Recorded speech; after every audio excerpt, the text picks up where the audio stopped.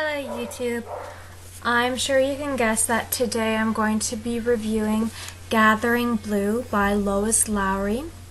Lois Lowry is the author of a book many of you I'm sure are familiar with from reading it at some point in your education, The Giver, a fantastic novel. Really got me to actually start liking the books I was reading for English every year, and actually forced me to look beyond all the discussion questions we were doing that made me not really like a lot of books.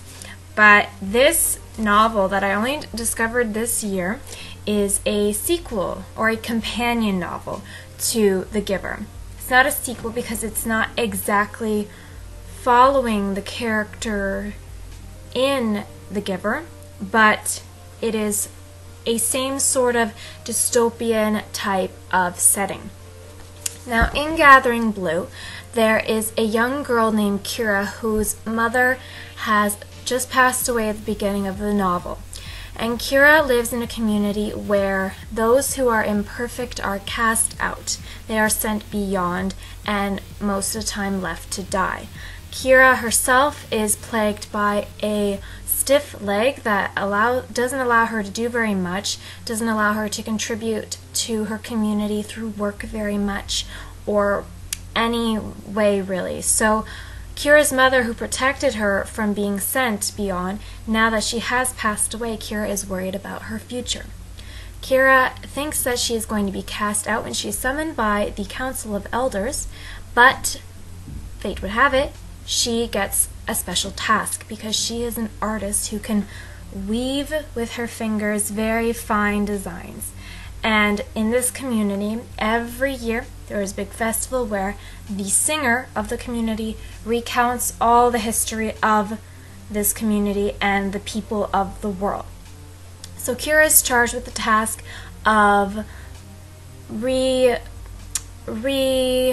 the cloak, like making it nicer, putting in new patterns, putting in new pieces to the story. So that is what she's set to do. She lives with the Council of Elders in a very nice establishment that has running water and a nice comfy bed. But throughout this comfort and luxury, Kira is starting to realize that within her community there are many secrets and lies that are being told that are making it seem like not everything is as they claim it to be. So it's fairly similar to The Giver in the sense that everyone thinks they're living in this perfect world where everything is laid out for them, everything is set up fine, where they will be provided for if they contribute, and everyone must contribute to be provided for, and the cycle goes on and on. But underneath all of that utopia, there is always something lurking that is just not right. And that is how it is in Gathering Blue. In Gathering Blue, the title is pretty much meaning that the blue color of the dye that Kira needs to create the threads and create the colors of the singer's cloak, blue is not something that in her community she is easily able to come by. So she really wants blue thread. That's not like the main point of the story, but it's kind of an underlying, because blue, the plants that can only make blue, are found beyond, and beyond is a place that Kira doesn't know and nobody knows.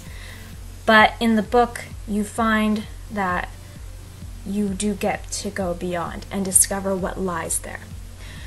I really liked it because I enjoy dystopian novels. It's always interesting to see how